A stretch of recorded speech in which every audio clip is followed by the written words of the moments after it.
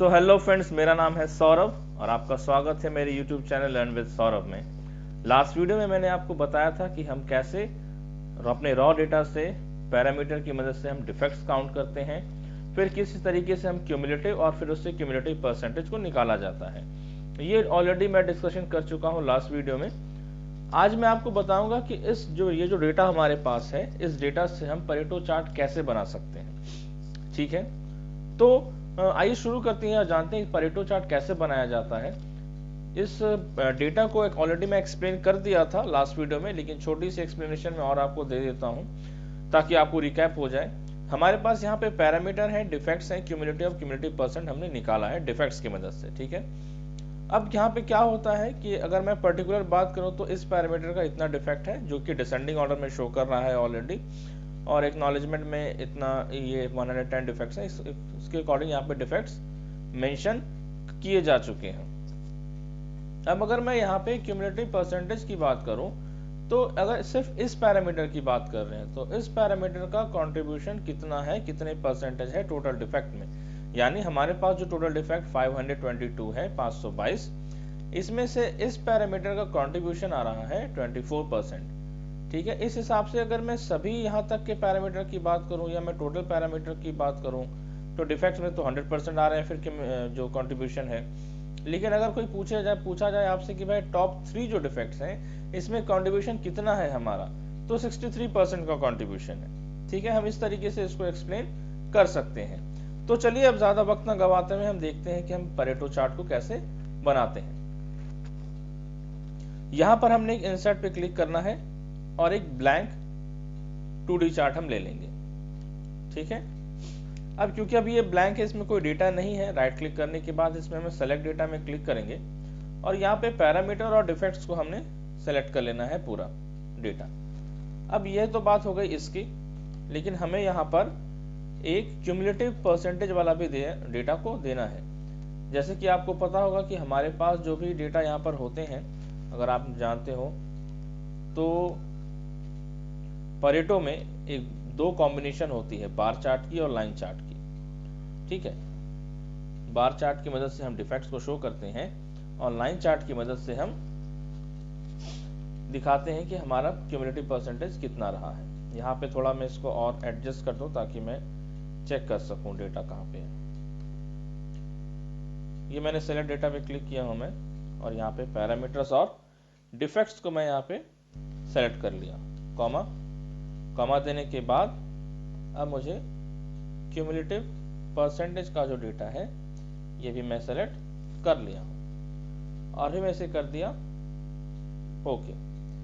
अब आप यहाँ पर देख पा रहे हैं कि हमारे पास डेटा बन के तैयार हो चुका है, लेकिन अभी ये परेटो का डेटा नहीं है, परेटो के डिजाइन में नहीं आया है।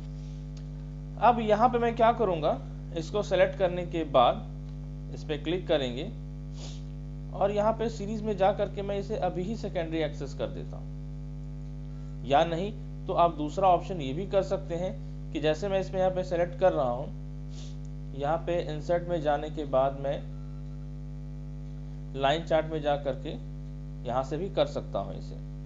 लेकिन अगर मैं सेकेंडरी एक्सेस में ही करना चाहूँ, या एक और ऑप्शन हमारे पास है कि पहले हम इसे यहाँ पे चेंज सीरीज चार्ट टाइप में जा करके भी यहाँ से कर सकते हैं। लेकिन पहले मैंने क्या किया है कि पहले ही मैं यहाँ पे सेकेंडरी एक्सेस ले लेता हूँ।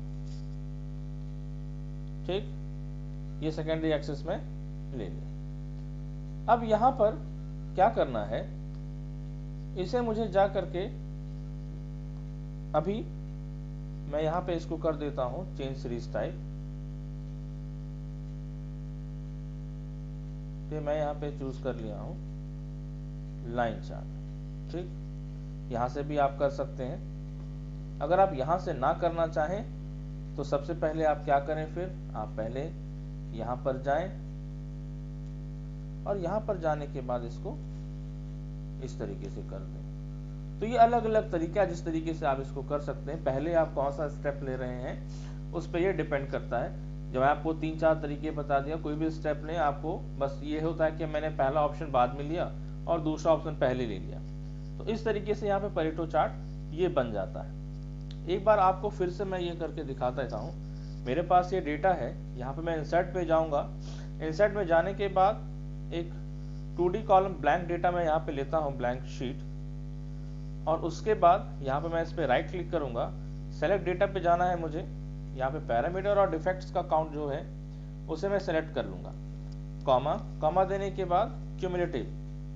अगर आपने पढ़ा हो परेटो के बारे में, तो परेटो चार्ट एक बार चार्ट और लाइन चार्ट का कॉम्बिनेशन होता है, जिसमें हम बार चार्ट की मदद से डिफेक्ट्स और लाइन चार्ट की मदद से क्यूमुलेटिव को दिखाते हैं। ठीक है, ये हमारे पास डेटा आ चुका है।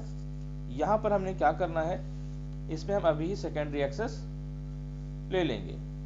इसके पहले मैंने और भी आपको 2-3 तरीके बताए, आपको जिस भी तरीके से पसंद हो आप वैसे करें।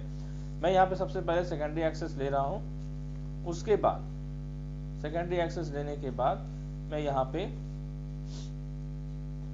इसको चेंज कर दूंगा लाइन चार्ट में। अगर आप यहाँ से ना करना चाहें तो एक ऑप्शन जो मैंने बताया था आपको कि यहाँ पे हमने इसको क्लिक किया और यहाँ पर जा करके हम इसको लाइन चार्ट में कन्वर्ट कर देते हैं। बुलेट वाला मैं ले रखा हूँ। तो इस तरीके से परेटो चार्ट हो जाता है। यहाँ पर आप इसको टाइटल को एडिट करके यहाँ पे आप लिख सकते हैं